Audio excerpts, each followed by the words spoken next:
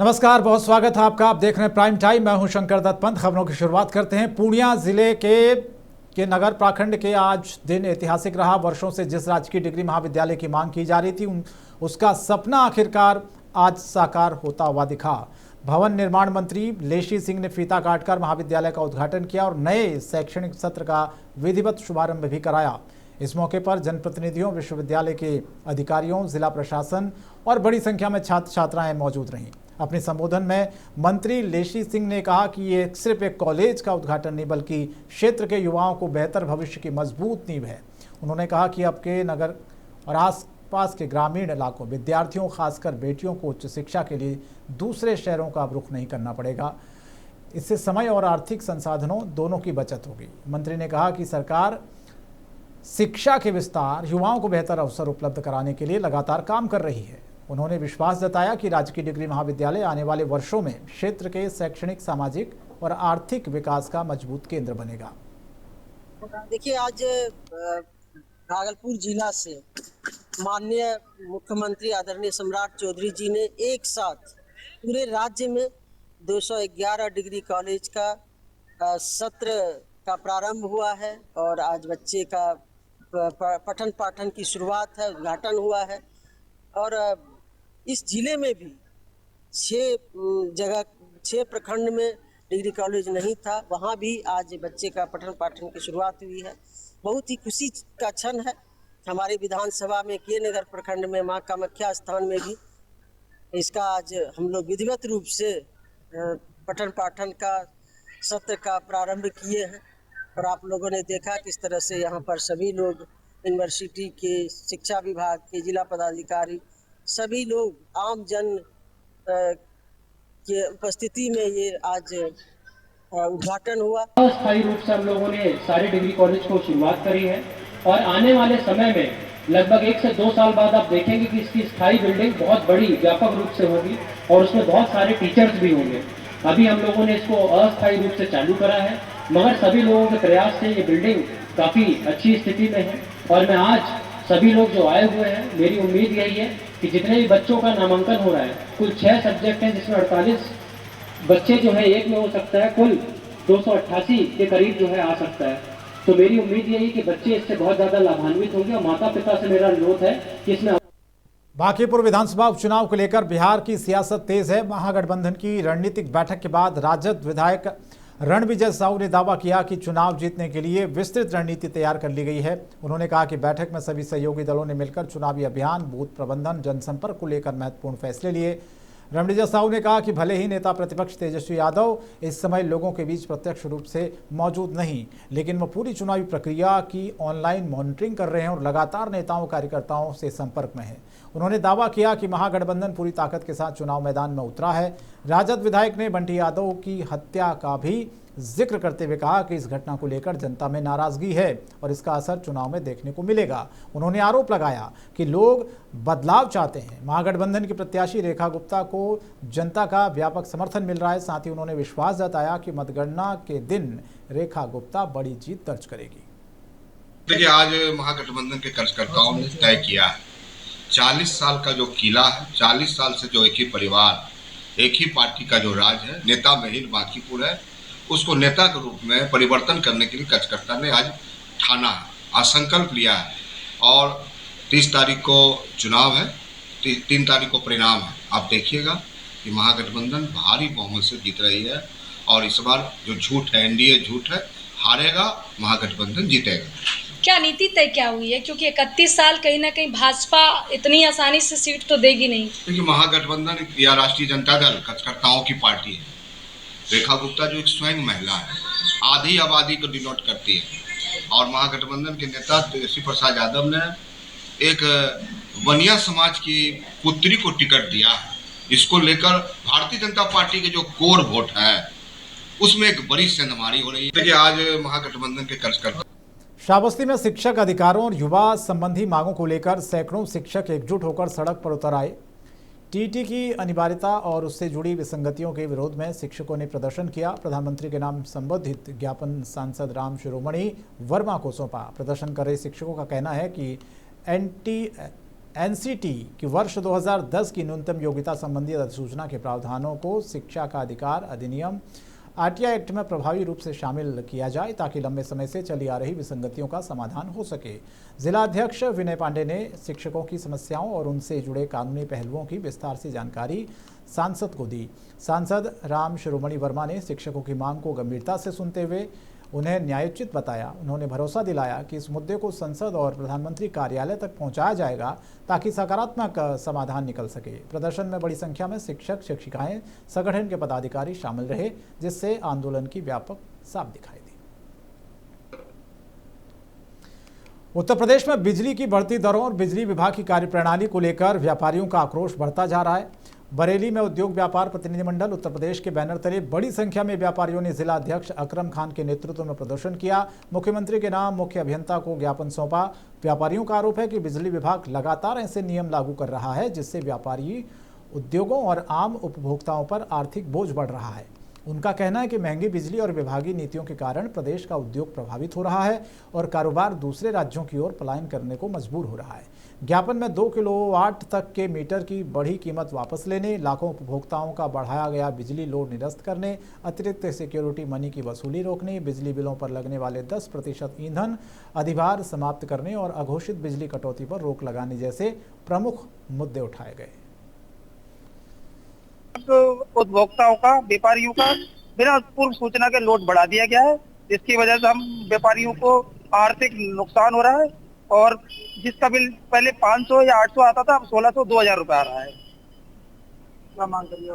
मांग हमने करी है ये जो अधिभार बढ़ाया गया है इसको वापस करा जाए और 10% जो ईंधन चार्ज लगा रहा है उसको वापस लिया जाए और मीटर की जो पहले कॉस्ट थी 750 रुपए आज इसको 5300 कर दी गई है। वो बिल्कुल अनुचित और गलत है और सीधे उपभोक्ताओं को सब ये लूट और डकैती करी जा रही है, इसको वापस लिया जाए। माननीय मुख्यमंत्री जी से महोबा के चरखारी तहसील परिसर में बुंदेलखंड किसान यूनियन के बैनर तले किसानों ने अपनी विभिन्न मांगों को लेकर जोरदार प्रदर्शन किया। संगठन के राष्ट्रीय प्रवक्ता पंकज तिवारी और प्रदेश उपाध्यक्ष योगेश कुमार पाठक के नेतृत्व में बड़ी संख्या में किसान तहसील पहुंचे। नारेबाजी की प्रधानमंत्री के नाम संबोधित 7 सूत्रीय ज्ञापन नायब तहसीलदार को सौंपा। किसानों ने अपने ज्ञापन में कृषि ऋण माफी, न्यूनतम समर्थन मूल्य यानी कि एमएसपी पर समयबद्ध खरीद, प्राकृतिक आपदा से प्रभावित किसानों को उचित मुआवजा, सिंचाई के लिए पर्याप्त पानी, निर्बाध बिजली, खाद, बीज की समय पर उपलब्धता और किसान सम्मान निधि का लाभ सभी पात्र किसानों तक पहुंचाने की मांग की। इसके अलावा आवारा पशुओं से फसलों की सुरक्षा के लिए स्थायी व्यवस्था करने की भी मांग उठाई। किसान नेताओं का कहना है कि खेती की बढ़ती लागत, सिंचाई संकट और फसलों का उचित दाम न मिलने से किसान गंभीर आर्थिक संकट का सामना कर रहे हैं। उन्होंने चेतावनी दी कि यदि मांगों पर जल्द सकारात्मक निर्णय नहीं लिया तो आंदोलन और ज्यादा व्यापक बनाया जाएगा।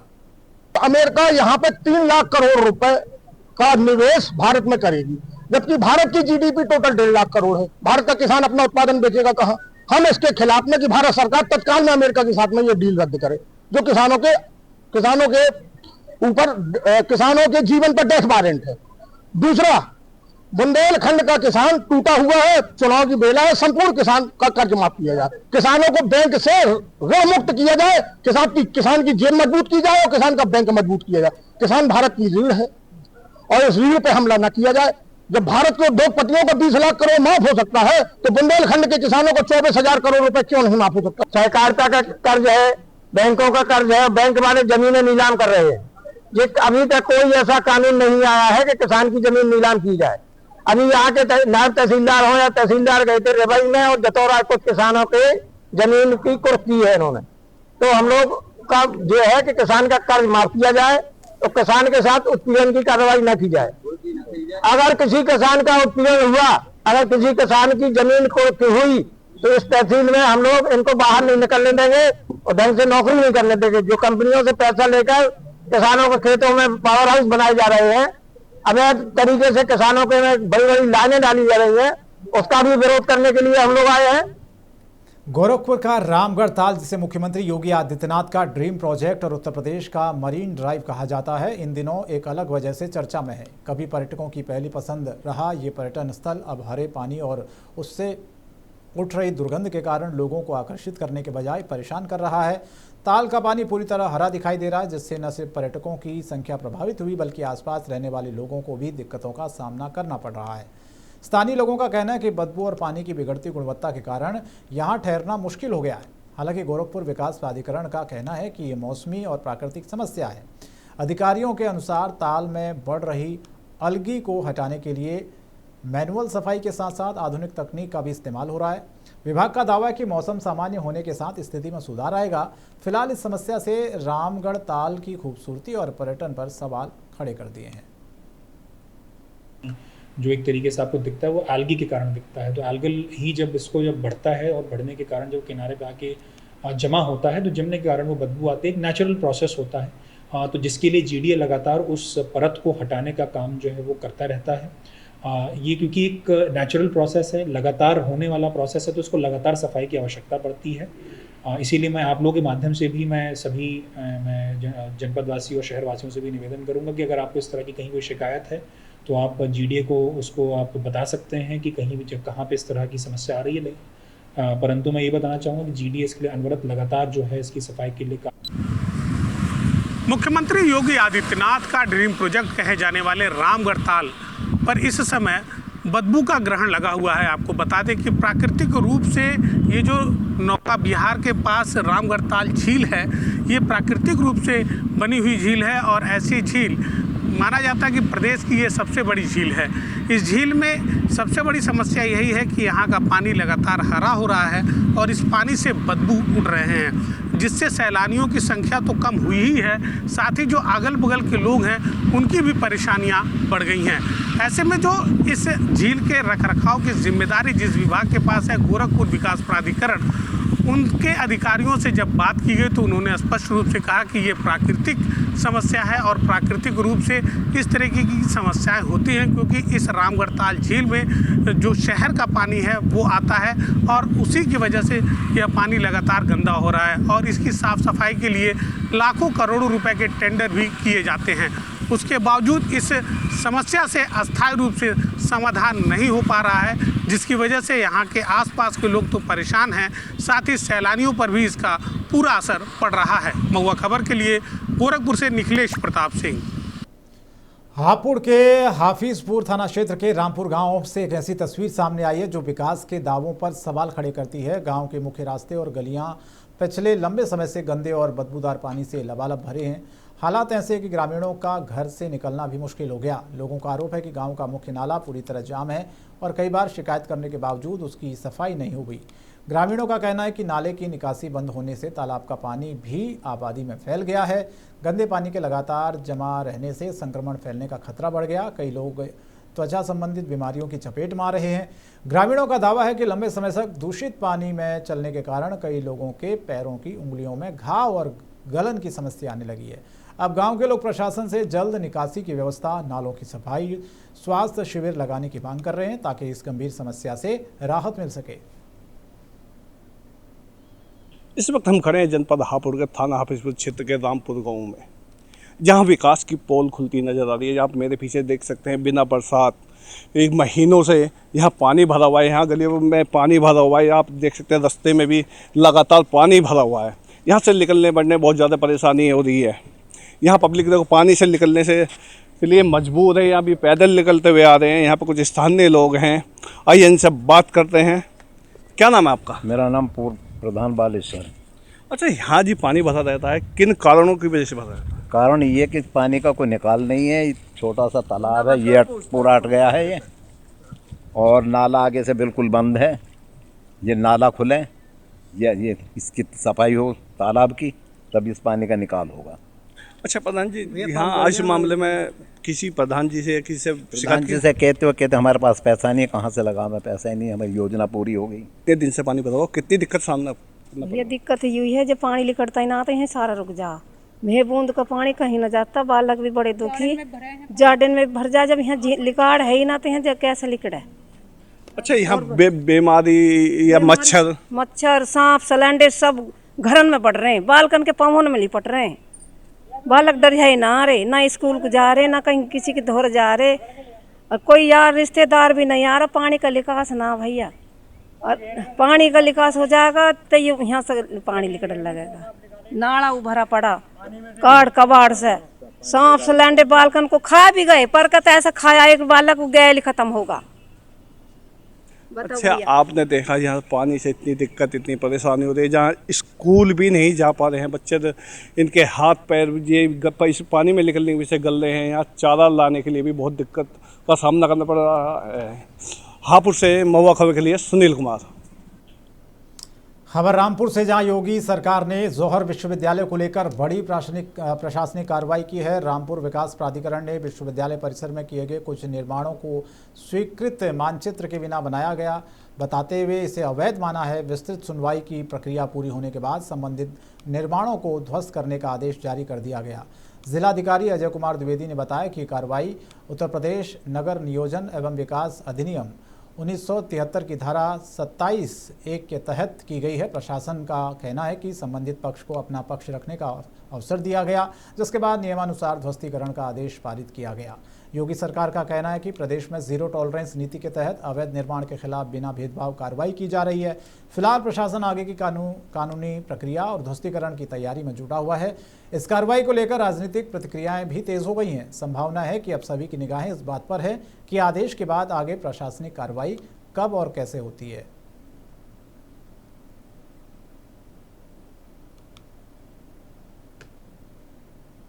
जौहर विश्वविद्यालय का भवन का निर्माण ग्राम सिंगनखेड़ा में हुआ है, जो आरडीए के क्षेत्र के अंतर्गत आता है। ये जांच में ये ज्ञात हुआ था कि वहाँ पे जो भवन निर्माण हुआ है वो बिना अनुमति के हुआ है। इसके संबंध में उनको नोटिस दिया गया था, उन्होंने लिखित जवाब अपना प्रस्तुत किया है। इसके साथ ही आज प्रातःकाल व्यक्तिगत सुनवाई का भी अवसर दिया गया था। सारी कार्रवाई संपन्न होने के बाद ये तथ्य प्रकाश में आया है कि जौहर यूनिवर्सिटी में 40 भवनों का निर्माण किया गया था, जिसमें से मात्र 2 ही भवन ऐसे हैं जिनका मानचित्र स्वीकृत है। शेष 38 जो भवन है बिना मानचित्र स्वीकृत कराए बनाए गए थे। इस प्रकार से इसको अवैध निर्माण पाया गया और उसके ध्वस्तीकरण का आदेश।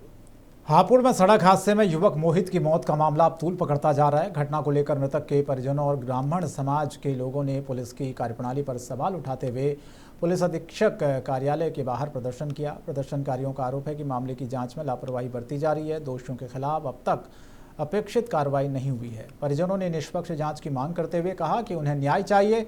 हादसे के जिम्मेदार लोगों पर सख्त कानूनी कार्रवाई की जाए। प्रदर्शन के दौरान बड़ी संख्या में लोग एसपी कार्यालय पहुंचे और प्रशासन के खिलाफ नारेबाजी जताई।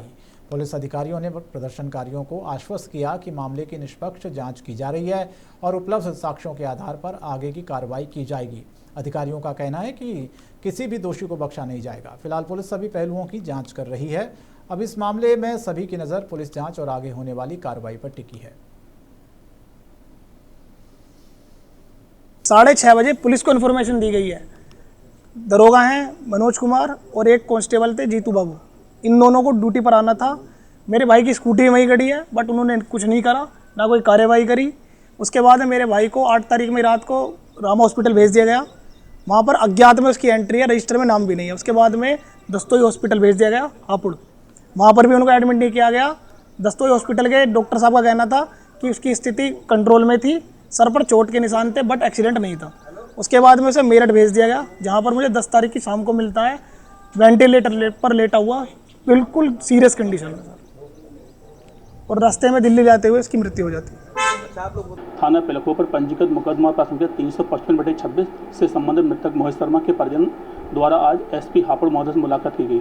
उनके द्वारा लगाए गए आरोपों के संबंध में एसपी महोदय द्वारा आश्वासन दिया कि घटना के संबंध में प्रत्येक एंगल पर विस्तृत जांच की जाएगी तथा जो आरोप लगाए कि पुलिसकर्मी लापरवाही की है, लापरवाही संबंध में सभी पुलिसकर्मी की प्रारंभिक जाँच कराई जा रही है और जो भी तथ्य सामने आएंगे उनके उस आधार पर सभी दोषी पुलिस वालों के खिलाफ विभागीय कार्रवाई की जाएगी तथा उनके द्वारा एक आर्थिक पुरस्कार रखा गया जिसको जिलाधिकारी हापुड़ महोदय को रेफर किया जाएगा। 6:30 और प्राइम टाइम में फिलहाल इतना ही। आप बने रहिए महुआ खबर के साथ। नमस्कार।